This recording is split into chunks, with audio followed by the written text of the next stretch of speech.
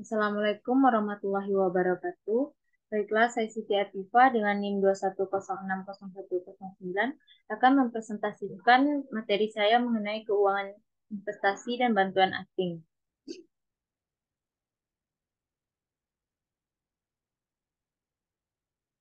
Materi pertama mengenai aliran sumber daya keuangan internasional.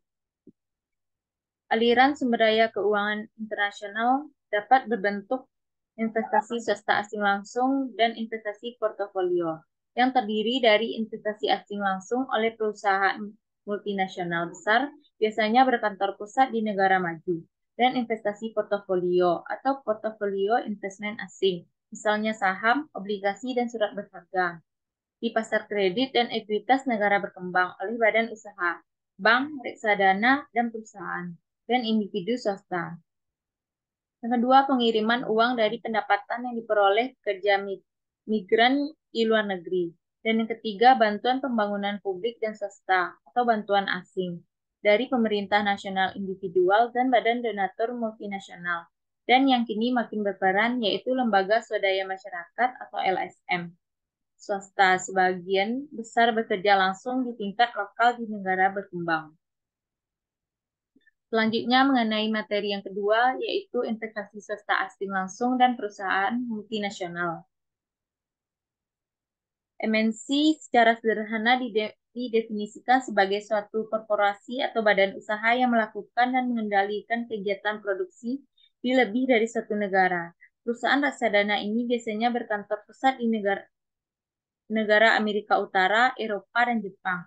Tapi sejumlah MNC kini bermarkas di perekonomian yang berpendapatan tinggi baru seperti Korea Selatan dan Taiwan. Pertumbuhan investasi asing langsung atau FDI oleh pihak swasta di negara berkembang begitu pesat, meski bergejolak selama beberapa dasawarsa belakangan ini. Sebagian bagian utama dari globalisasi, pertumbuhan FDI muncul dalam gelombang yang senantiasa semakin membesar. Hal ini tidak mengherankan karena modal swasta cenderung mengalir ke negara dengan wilayah dengan pengembalian investasi yang tinggi dan situasi keamanan yang terjamin. Pada negara dengan masalah yang parah, pemerintah yang tidak stabil dan reformasi ekonomi tidak menyeluruh, resiko kerugian modal bisa sangat tinggi. Kita harus mengakui bahwa perusahaan multinasional tidak bergerak dalam bisnis pembangunan. Tujuan mereka hanyalah untuk memaksimalkan pengembalian atas modal. MNC mencari peluang keuntungan paling tinggi dan tidak menghiraukan isu seperti kemiskinan, kesenjangan ekonomi, kondisi lapangan kerja, dan persoalan lingkungan. Aliran FDI perlu dipahami melalui konteksnya. Aliran FDI ke negara berkembang masih mencakup bagian kecil dari investasi total negara tersebut yang sebagian besar didominasi oleh sumber investasi domestik. Tetapi ingat bahwa investasi asing mungkin secara kualitatif berbeda dari investasi domestik dan mungkin memiliki dampak interaksi yang menguntungkan dalam beberapa hal, yang pada gilirannya bergantung pada kebijakan. Namun demikian, belakangan ini FDI telah menjadi sumber dana asing terbesar yang mengalir ke negara berkembang. Dua karakteristik inti MNC adalah ukuran mereka yang besar dan fakta bahwa operasi dan kegiatan usaha global mereka cenderung dikendalikan oleh perusahaan induk. MNC menjadi pendorong utama pesatnya globalisasi perdagangan dunia. 100 perusahaan multinasional non-finansial terbesar dari penjualannya mencapai lebih dari 8 triliun dolar.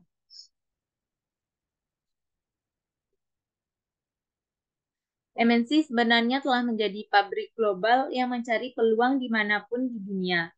Banyak MNC yang memiliki volume penjualan tahunan melebihi GDP negara berkembang tempat mereka beroperasi. Secara historis, MNC terutama yang beroperasi di negara berkembang berfokus pada industri ekstraktif dan primer, terutama minyak bumi, mineral non-gas, dan perkebunan di mana segelintir MNC agrobisnis terlibat dalam kegiatan pertanian berorientasi ekspor dan pengolahan makanan lokal. Namun belakangan ini operasi manufaktur dan jasa, bank, hotel, dan sebagainya telah mendominasi pangsa kegiatan produksi MNC. Terlebih lagi, produksi yang ditujukan untuk ekspor ke negara asal MNC dan pasar negara maju lainnya kini cenderung mendominasi ketimpangan produksi untuk konsumsi di negara berkembang sebagai tuan rumah tempat MNC beroperasi. Investasi swasta asing pro dan kontra bagi pembangunan. Tidak banyak di bidang ekonomi pembangunan yang menimbulkan banyak kontroversi dan ditafsirkan secara begitu beragam, seperti halnya isu manfaat dan biaya dari investasi swasta asing. Tetapi apabila kita mencermati lebih dekat kontroversi ini, kita akan melihat bahwa kebanyakan pertentangan yang terjadi bukanlah mengenai pengaruh MNC pada agregat ekonomi tradisional, seperti GDP, investasi, tabungan, dan tingkat pertumbuhan manufaktur, melainkan mengenai makna fundamental pembangunan ekonomi dan sosial yang terkait dengan beragam kegiatan MNC.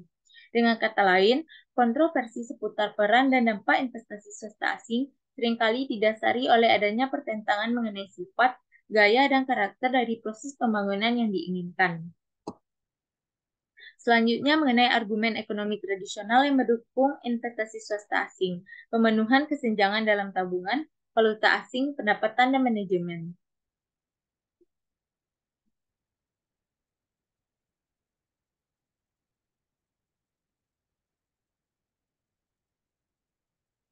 Argumen yang menentang investasi swasta asing memperlebar kesenjangan. Secara umum, terdapat dua argumen dasar yang menentang investasi swasta asing secara umum dan kegiatan MNC secara khusus. Argumen yang bersifat ekonomi dan argumen yang lebih bersifat filosofis atau ideologis. Dari sisi ekonomi, 4 argumentasi pengisian kesenjangan yang pro investasi asing di atas dapat dibantah melalui argumentasi berikut.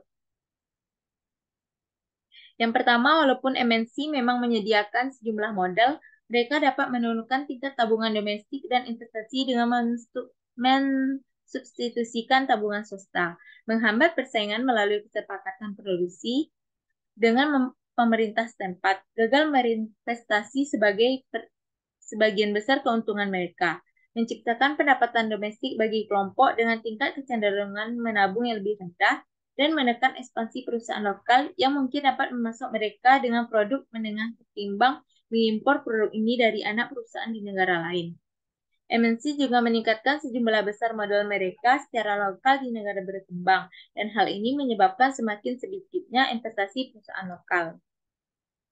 Yang kedua, walaupun dampak awal dari investasi MNC adalah untuk memperbaiki posisi pertukaran valuta asing negara penerima, dampak jangka panjangnya mungkin malah menurunkan pendapatan valuta asing atau setidaknya membuat peningkatan valuta asing neto menjadi lebih kecil akibat dari impor produk menengah dan barang modal yang substansial dan akibat repatriasi laba, bunga, royalti, dan biaya manajemen dan dana lainnya. Dan yang ketiga, walaupun MNC memang memberikan kontribusi bagi pendapatan pemerintah dalam bentuk pajak korporat, kontribusinya jauh lebih kecil daripada yang seharusnya, disebabkan karena adanya konsesi pajak yang bersifat liberal, praktik penetapan harga transfer, keringanan investasi yang berlebihan, subsidi publik tersamar, dan proteksi tarif yang diberikan oleh pemerintah sebagai tuan rumah.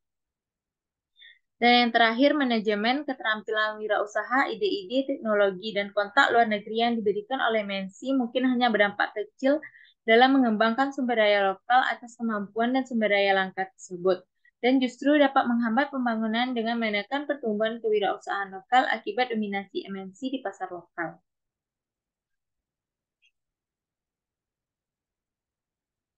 Selanjutnya, investasi portofolio swasta, manfaat dan risiko.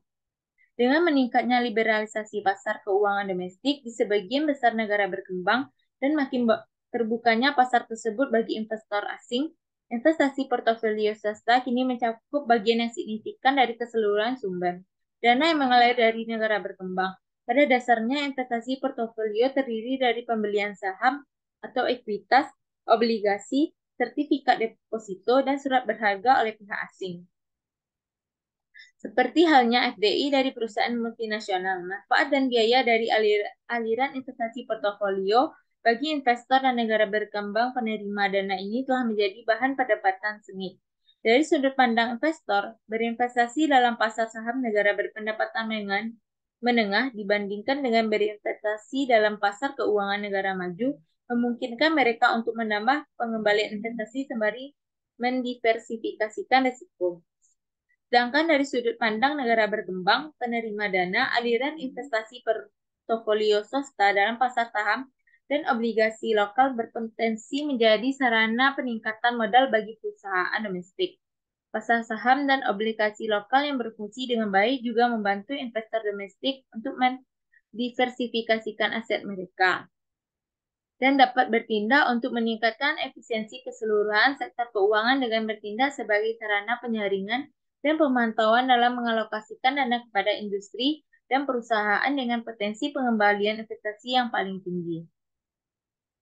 Aliran keuangan investasi portofolio swasta telah mengalami pasang surut yang dramatis selama beberapa dasawarsa terakhir. Ketidakstabilannya dari kenyataan bahwa investasi jenis ini hanya merespon perbedaan tingkat bunga global dan juga sangat bergantung pada persepsi investor atas stabilitas politik dan ekonomi, menjadikan investasi ini sebagai landasan yang rapuh bagi strategi pembangunan jangka menengah atau panjang.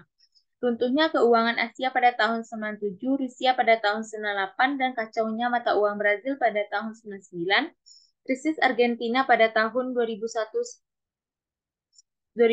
dan penurunan dramatis dalam aliran dana ke negara berkembang pada tahun 2009 menegaskan betapa rapuhnya pasar keuangan global.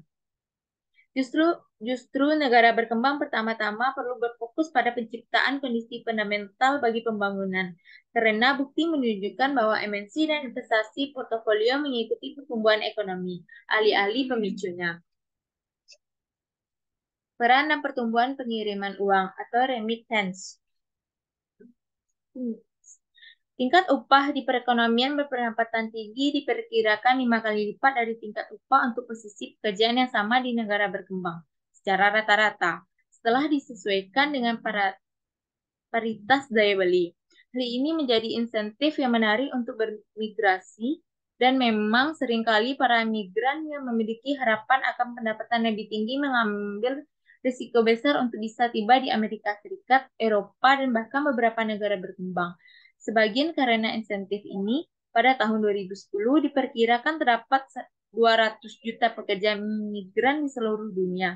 Tetapi setengah dari jumlah ini berangkat dari negara berkembang menuju negara berkembang lainnya. Pertumbuhan pengiriman uang yang tercatat sebagian diakibatkan oleh akuntansi yang lebih baik. Sebagian analisis bahkan memandang data statistik pada tahun belakangan ini masih mengalami perhitungan yang terlalu rendah. Tetapi faktor lain yang lebih penting diantaranya yaitu meningkatnya jumlah pekerja migran dan kemajuan dalam lembaga perantara keuangan yang mengurangi biaya pengiriman uang kepada keluarga yang pekerja imigran. Dengan demikian, peningkatan pesat pengiriman uang oleh pekerja migran merupakan fenomena murni. Pengurangan dalam biaya dan hambatan pengiriman yang lainnya juga meningkatkan manfaat yang diperoleh. Namun perlu ditekankan bahwa migrasi tidak selalu bersifat sukarela dan mungkin diakibatkan oleh perdagangan manusia. Sekalipun sukarela, pekerja migran seringkali tidak memiliki informasi sempurna mengenai kondisi kerja, dan eksploitasi serta perlakuan tidak wajar menjadi hal biasa. Agar imigrasi dapat membawa manfaat sosial yang maksimal bagi masyarakat negara berkembang, perbaikan perlindungan atas apa yang diistilahkan oleh ILO sebagai pekerja migran berstatus tidak tetap dan kondisi kerja bagi pekerja imigran sangat penting karena akan meningkatkan iktikat negara maju untuk menerima peningkatan migrasi yang masuk akal. Materi selanjutnya mengenai bantuan pinjaman asing, perdebatan tentang bantuan pembangunan.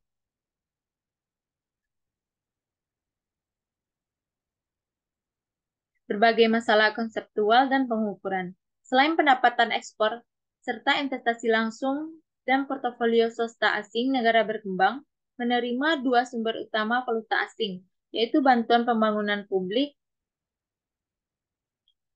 bilateral dan multilateral, serta bantuan swasta yang diberikan oleh LSM. Kedua kegiatan ini merupakan bentuk bantuan asing, meskipun biasanya hanya bantuan publik yang diperhitungkan dalam laporan statistik resmi.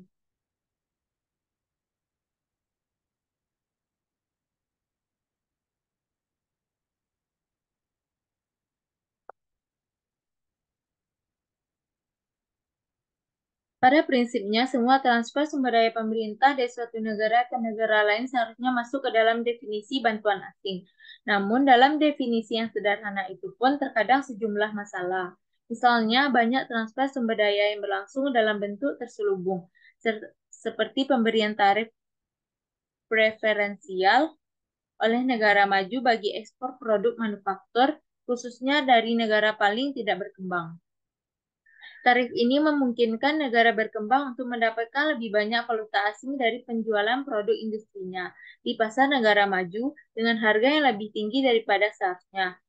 Konsekuensinya terdapat keuntungan bagi negara berkembang dan kerugian neto bagi negara maju, yang jumlahnya mencerminkan transfer sumber daya real ke negara berkembang, transfer modal tersirat atau aliran terselubung. Ini seharusnya juga harus diperhitungkan dalam menilai aliran bantuan asing. Namun biasanya hal ini tidak pernah dilakukan. Namun hal ini tidak berarti bahwa kita harus menghitung semua transfer modal negara berkembang, terutama aliran modal dari investasi swasta asing. Aliran modal swasta mencerminkan transaksi perdagangan biasa yang didorong oleh pertimbangan bisnis akan laba dan tingkat pengembalian. Dan dengan demikian, sebaiknya tidak dianggap sebagai bantuan asing. Aliran modal swasta komersial bukan merupakan bentuk bantuan asing, sekalipun memang bermanfaat bagi negara berkembang yang menjadi tujuan aliran modal tersebut.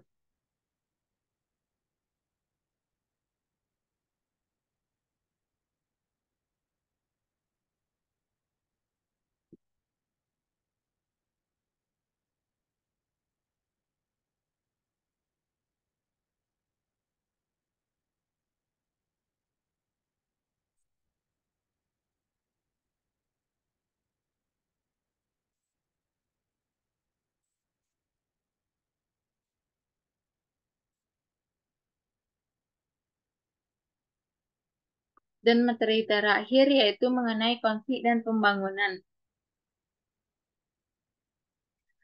Cakupan konflik disertai kekerasan dan risiko konflik.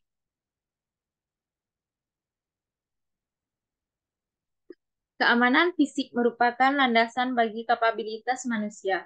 Jaminan adanya keamanan mungkin menjadi hal paling mendasar bagi seluruh lembaga pembangunan. Konflik disertai kekerasan telah menghambat kemajuan di banyak negara termiskin.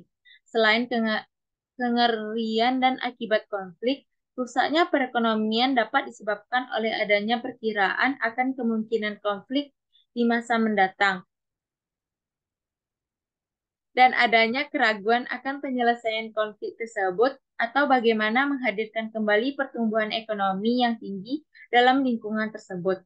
Ketidakpastian ini misalnya menghambat investasi dan kewirausahaan dan mempercepat pengurasan intelektual. Oleh sebab itu, upaya dalam mencari konsekuensi, penyebab dan penyelesaian kuratif dan preventif atas konflik disertai kekerasan dan perbaikan dari kondisi yang dapat memicu konflik telah menjadi bagian penting dalam bidang ekonomi pembangunan. Jumlah dan intensitas konflik disertai kekerasan terus berkembang selama hampir setengah abad setelah Perang Dunia II.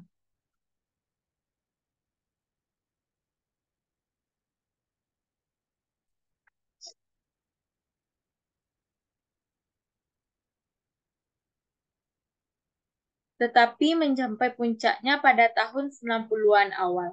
Sejak saat itu, berbagai konflik mulai padam. Seperti yang ditunjuk seperti pada konflik bersenjata di Afrika berangsur menurun selama beberapa tahun terakhir. Tetapi tren konflik sosial lebih lumrah terjadi di negara miskin akibat oleh periode rekonstruksi pasca konflik serta kerapuhan negara yang lebih panjang dan menyusahkan. Upaya pemulihan seringkali berfokus pada penanganan situasi infrastruktur dan perumahan yang hancur, kerusakan lingkungan, hancurnya sarana kesehatan pendidikan, minimnya layanan untuk membantu korban yang trauma, dan hilangnya modal sosial secara umum. Oleh sebab itu, biaya dari terjadinya konflik baru akan sangat tinggi, sehingga tindakan pencegahan makin dibutuhkan. Konsekuensi dari konflik bersenjata. Konflik disertai kekerasan merusak kesehatan secara langsung dan tanpa diduga. Mereka yang tidak terlibat dalam kekerasan dapat terkena dampak langsung karena para orang tua kehilangan mata pencaharian atau menjadi pengungsi dan anak-anak terpaksa bekerja. Pemulihan akibat konflik dapat memakan waktu tahunan. Konflik membuat anak kehilangan masa sekolah selama masa perkembangan mereka, sehingga mengganggu kesejahteraan mereka seumur hidup.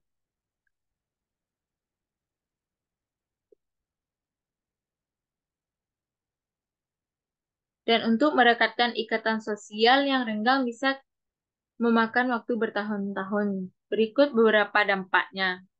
Yang pertama yaitu dampak kesehatan. Dampak langsung dari perang begitu nyata. Awalnya lebih banyak laki-laki yang meninggal ketimbang perempuan, terutama akibat pertikaian itu sendiri. Seiring berjalannya waktu, makin banyak perempuan yang meninggal karena mereka mengalami konsekuensi yang berkepanjangan akibat pertikaian tersebut. Yang kedua yaitu hancurnya kekayaan. Konflik disertai kekerasan menghancurkan modal dan sebagian modal yang tersisa dialihkan untuk kegiatan destruktif. Kekayaan lainnya seringkali dikirimkan ke luar negeri. Satu studi menemukan bahwa secara rata-rata 1/10 dari kekayaan suatu negara dialihkan ke luar negeri antara awal hingga akhir konflik. Sebagian besar dalam bentuk pelarian modal karena masyarakat yang lebih makmur ingin melindungi kekayaan mereka. Di beberapa negara, pertikaian lebih bersifat lokal, tetapi satu studi menemukan bahwa rata-rata pertumbuhan tahunan minus 3% terjadi di negara yang diderita konflik secara keseluruhan. Selain itu, pada akhir periode Perang Saudara, pendapatan biasanya 15% lebih rendah jika konflik tidak terjadi, yang menyiratkan bahwa ada penambahan 30% penduduk yang hidup dalam kemiskinan absolut. Tidak mengherankan jika konflik meningkatkan pengangguran, dan tak mengejutkan pula jika Perang Saudara dikenal sebagai kontra pembangunan. Yang ketiga, memperparah kelaparan dan kemiskinan. Tidak mengherankan bahwa di negara yang diderita konflik, produksi pangan menurun. Salah satu survei menemukan bahwa fenomena ini terjadi di 13 dari 18 negara yang diteliti. International Food Policy Research Institute menemukan bahwa di negara konflik dan pasca konflik, lebih dari 20% penduduknya biasanya kekurangan akses pangan yang memadai. Kemiskinan meningkat bukan saja melalui penurunan peluang untuk memperoleh pendapatan, tapi juga melalui dampak langsung dari pertikaian. Yang keempat, hilangnya pendidikan. IMF menemukan bahwa selama konflik berlangsung, anggaran pendidikan turun pada tingkat minus 4,3% per individu per tahun. Terlebih lagi, terkadang anak-anak enggan mengambil risiko pergi ke sekolah karena adanya ancaman kekerasan. Yang kelima, ikatan sosial yang koyak. Adanya tambahan 64 pengungsi per 1.000 penduduk secara rata-rata akibat perang saudara yang menciptakan adanya ancaman latennya gelombang pengungsi. Berdasarkan data PBB pada akhir tahun 2008, terdapat sekitar 26 juta pengungsi dalam negeri akibat konflik kekerasan atau pelanggaran hak asasi manusia secara umum. Seperti yang disimpulkan laporan MDG pada tahun 2010, konflik bersenjata masih menjadi ancaman besar bagi keamanan manusia dan bagi manfaat MDG yang dengan susah payah dicapai. Masih banyak pengungsi yang tinggi di kamp pengungsian dengan keterbatasan peluang untuk memperbaiki kehidupan mereka. Penyebab konflik bersenjata dan faktor risiko konflik.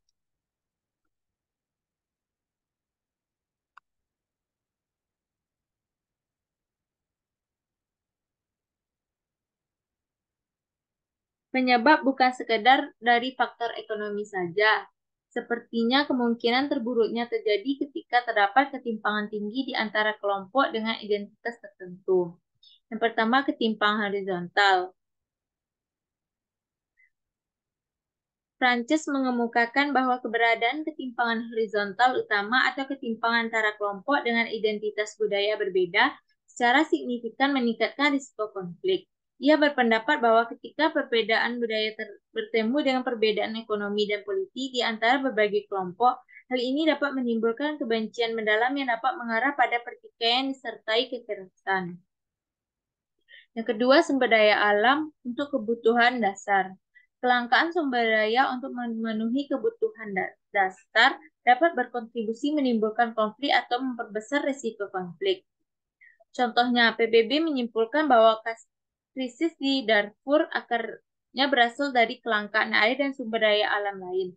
Pertikaian antar kelompok mengembala di Kenya Utara seringkali terkait dengan kekeringan dan kelangkaan air. Kolim berpendapat bahwa kelangkaan dapat meningkatkan risiko konflik disertai kekerasan dan mengutip beberapa studi kuantitatif yang menunjukkan bahwa jumlah dan kepadatan penduduk merupakan faktor risiko konflik yang signifikan. Yang ketiga, perebutan untuk menguasai sumber daya alam yang bisa diekspor. Adanya sumber daya alam ekspor bernilai tinggi seperti intan, minyak, kayu, tanpa adanya aturan hukum tentang bagaimana manfaat komoditas ini akan didistribusikan, tampaknya juga menjadi faktor utama dalam mendorong konflik disertai kekerasan. Paul menyatakan bahwa apa yang ia sebut dengan perang konflik menunjukkan betapa beberapa kondisi ekonomi membuat suatu negara rentan terhadap perang saudara, dan bagaimana begitu konflik telah dimulai, siklus kekerasan menjadi perangkap yang sulit dilepaskan.